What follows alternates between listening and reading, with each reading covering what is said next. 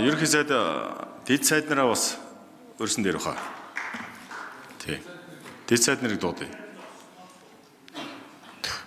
За яг энэ 25 оны засгийн газрын үйл ажиллагааны гүйцэтгэлтэй холбоотой төрийн байгуулалтын байнгын ороо эдийн засгийн байнгын ороогоор хилцэх үеэр нь яг Монгол улсад төсөв бүрдүүлж байгаа яамдууд болон байгууллагуудынхаа 25 оны гүйцэтгэлтэйг дүгнээд асуулт хариулт авсан юм аа. Тэгээ тэрнтэй холбоотой дүгнээд нэгдсэн чуулган дээр нэг одоо дүгнэлтийг хэлээд цаашдаа яах вэ гэдэг дээр нь санал солилцмоор байх юм. Тэгээ боломжтой засгийн газрын хэрэглэх газраас ч юм уу хариулаад өгөөрэй. За ажилтнууд эрд соёлын яамыг асуусан. Яагаад гүйцэтгэл нь 50% хүрэхгүй байна вэ гэд. Тэнгүүт үйлдвэр технологийн парк явах тэр явц нь өөрсдийнх нь гүйцэтгэл хэмжих нэгжин болсон байсан учраас энэ нь хувийн хвшлийн үйл ажиллагаатай холбоотойгоор манай үнэлгээ доош татагдчихлаа гэлээ. Байгаль орчин уур амьсгал өөрчлөлттэй яамныхан болохоор өөрсдийн төлөвлөгөөнд байсан үйл ажиллагаа нь төсөвгүй байсан. За бомтын сэргэлтийн үндэсний хороог дуудаад гарч ирсэнгүү. Бомтын сэргэлтийн үндэсний хорооны үйл ажиллагаа юу яг юу болж байгаа юм бол. За тэгэд сангийн яамнаас эцэст төгсгөлт нь хариулахдаа Азийн хөгжлийн банкны төслөөр санхүүжилтээр явуулж байгаа төслүүдийн хэрэгжүүлэгч байгууллага нь өөрчлөгдсөн учраас бүх юм шалтгатай. Тэгээ газар зохион байгуулалт геодез зураг зүйн ерөнхий газрыг асуухаар өөрсдийнх нь хийх ёстой 25 оны үйл ажиллагаан дээр хуулийн төслүүд бичээтэй байсан маа.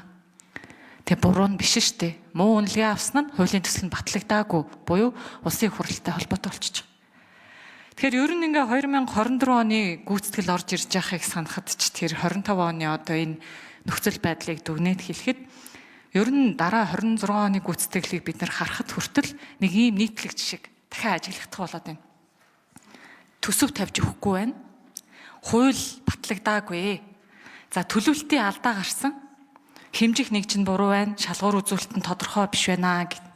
24 он дээр чим зөвлөмжүүдийн үндэсний аудитын газар өгсөн. 25 он энэ давтагдаад гарсан. Одоо тэгвэл үлдэж байгаа 2 жилдээ яах вэ гэдэг дээр л нэг тийм дүгнээд хэлчмээр бах юм. 27 28 он. За үндэсний аудитын газрын асуудлыг олж харчээ. За хариулж ийн л таас тий. Бүх энэ одоо төсөв захиран зарцуулж байгаа субъектуудад өөрсдийнхөө зөвлөмжийг өгсөн. Тэгээ гүйцэтгэхгүй бол яах вэ? 26 оны одоо эхний удирдал гүйт явж байгаа. Тэр үлдсэн 9 сарда яах вэ гэдгийг зөвлөмжөө хэрэглэх газраасаа гаргаад яг тэр хүрээнд нь эсвэл дүгнэе. Өөрт нь хамааралгүй зүйлийг нь хэмжих нэгж байдлаар тавьчаад тэгээ тэр нь угаасаа яамдын гүйцэтгэлийг нь доош нь татна. Энэ бол бодит биш. Тэгэхээр одоо урд дах өмнөх зүйлүүдээ ингээд дүгнээд бацах юм бол ийм л юм чинь 26 оны 9 сар үлдэж чинь 27 28 оны гүйцэтгэлүүд ядаж бодиттой хэмжээ цаашаа явах вэ гэдгээ харж явмаар байна. Тэгээ энэ дэр одоо хэн хариулах юм бол. За ерөнхий сайд хариулъя.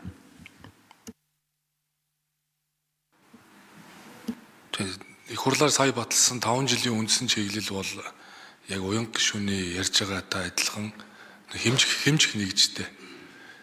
Бид нар эх жилийнхаа төсвийн хүрээгч тэр жилийн төлөвлөгөөгч тэр оруулж ирэхдээ одоо индексүүдтэй тавьдаг. Одоо жишээ нь манайх эдийн засгийн эрх чөлөөний индексээр одоо эхний 60 байранд орно гэдэг зорилт тавиад энэ индекст хүрэхэд яамдууд ямар нэгж хувиар үр дүн үзүүлэх вэ гэдэг яамдууд дээр нь тавьдаг. Жишээ нь эдийн засгийн эрх чөлөөний индексээр эхний 60 байранд орно гэхээр уул уурхай яам үүн дээр одоо 2 нэгж хувиар үүрэг гүйцэтгэх нь гингүүд уул уурхай яамн дээр үүргээ өгтөө тэгвэл та нар оюутлоготой хилцээр хийнэ. Тэгвэл одоо шин төслөө хэрэгжүүлнэ. Ингэж хийж танаа одоо энэ индекс урагшлах юм аа. Гэдэгтэй яг адилхан. Сая жишээ нь дундаж наслалтын асуудлыг ярихад дундаж наслалт чинь зөвхөн эрүүл мэндийн яамны ажил биш болчиход байгаа байхгүй. Жишээ нь боловсролын салбар дундаж наслалтыг нэмэгдүүлэхэд тэр соён гэгэрлийн ажлуудыг яаж хийх вэ? Соёлын яам түүн дээр ямар хувь нэмэр оруулах вэ? Спортын яам жишээ нь тухайн хүнийг урт наслуулахын тулд ямар хувь нэмэр оруулах вэ гэдэг шиг ерөөсөө энэ индекс сурагчлуулна гэдэг бол яам болгон дээр нэг хувиар тавьж байгаагаараа гол одоо онцлогтой. Тэгэхээр 5 жилийн бид нэр энэ чиглэлээ батлахдаа ингээ 10 үндэсний үзүүлэлт гэж тавьсан шүү дээ. Тэгээд дахиад салбарын үзүүлэлтүүд. Гэхдээ эн чинь дандаа тоогоор нэгжээр. Түүн дээр яамдууд ямар хувь нэмэр оруулах вэ? Жишээ нь эрхчлэлийнхаа төсвийг бид нар оруулж ирэхдээ эдийн засгийн өсөлтийг тэдэд хүргэнэ гэж тавих чинь нэг яамны ажил биш байдаг үст. Энэний тулд уулуурхай яам яг ямар төсөл явуулгыг, зам тээврийн яам одоо ямар ажлуудыг хийх, барилгын яам ямар ажлуудыг хийх ингээд тэр ажлууд бүгд явж иж тэр эдийн засгийн хүсэлт хангагддаг. Тэгэхээр тэр 5 жилийн чиглэлийг би эдийн засгийн сайд байхдаа өөрөө бас боловсруулсан учраас мэдж байгаа. Тэгэхээр энэ жил бол тэр 5 жилийн үндсэн чиглэлээ барьж агаад 5 дугаар сарын 1-нд хэдүүлээ одоо төсвийн үрийг өргөн барих хэрэгтэй. Тэгээд жилийн төлөвлөгөө өргөн барих хэрэгтэй. Тэгээ уян гишүүн ярьж байгаатай адилхан бид нэг ч хоёр дүгнүүл. Ингээд хэрвээ тухайн одоо тэр ажлыг хариуцж байгаа хүн тухайн яам хангалтгүй гэж үнэлэгдэж ивэл хариуцлага тооцно. Тэрээс төрийн байгуулалт төр чинь жил болго асууж байгаа сая уян гишүүн ярьдаг шиг. Ерөөсөө та нар ямар хариуцлага тооцож байгаа. Хангалтгүй гэж үнэлчихэд юу хийж байгаа. Хуучин бол энэ ажлыг хийхин тулд тэдэн хурал хийлээ, тэдэн зөвлөгөө хийлээгээд 50% нь хийсэн байна гэдэг дүгнэдгээс одоо бол зөвхөн индекс тавьж байгаа шүү дээ. Тэр тоонд хүрээгүй бол хангалтгүй. Тэр нь хүрэх гэж яаж явсан сонирн биш байхгүй. Тэгэхээр бид нар ийм индикаторууд тавиад одоо үнэлээ явъя. Түүний дараа шатанд хариуцлага тооцъё.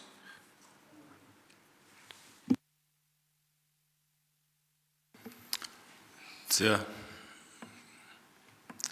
3 номерын микрофон. За уян гишүүний асуултанд хариулт эдийн засгийн хөгжлийн төрийн нэрмжийн дарга. За энэ хөгжлийн улсын хөгжлийн жилийн төлөвөө боловсруулах явц төсвийн уялдаа бас асуудал байгаа. Яг гэвэл улсын хөгжлийн жилийн төлөвлөгөөг боловсруулсан хөрөнгө оруулалт бодлогын хэрэглэх чиглэлүүдийг хэрэгжүүлэх чиглэл улсын төсвийг боловсруулна гэж заадаг байсан байгаа боловч улсын жилийн хөгжлийн төлөвөө боловсруулах явц төсвийн ерөнхийлөгчийн захирагч нарын хязгаар гараагүй байдаг. Төсвийн хүрээн дээр бол ерөнхий зарлагын хязгаар тавьчихад байдаг. Цаашдаа яг төсөв батлагдах үед хязгаарын тодтгой тавьчихаар нөгөө хөрөнгө оруулалтын төлөвлөсөн ажлууд маань төсвүүдээр бас таардаггүй нэг асуудал байдаг. За хоёрдугаарт нь бол яг тухайн жилийн улсын хөгжлийн жилийн төлөв боловсруулах явцад цаг үеийн нөхцөл байдал өөр байдаг. Жишээ нь одоо 25 оны улсын хөгжлийн жилийн төлөв боловсруулах явцад 24 оны 4 сарын 30-нд улсын их хурлд өргөн барьсан болж хаврын чуулганы батлагдаагүй. За сонгуулийн дүнгээр хамтарсан засгийн газар байгуулагдсны дараа 9 сарын 27-нд дахин шинжилж барьсан, өргөн барьсан. Энэ 3 номерын микрофоныг 1 минут сунгая. за энэ хугацаанд бол хамтарсан засгийн газрын үйл ажиллагааны хөтөлбөрийг боловсруулах, засгийн газрын одоо хэрэгжүүлэлт төлөвлөгөө боловсруулах гэдэг олон ажил, бас намрын одоо хилцүүлэх, төсвийн төслийг боловсруулах олон ажил давхцаж ирсэн. Холбогдох бэлтгэл ажил хэлэлцүүлгүүд бас хангалттай хэмжээнд хийгдээгүй байж болох талтай бодит байдал дээр иймэрхүү нөхцөл байдал үүсэж байна.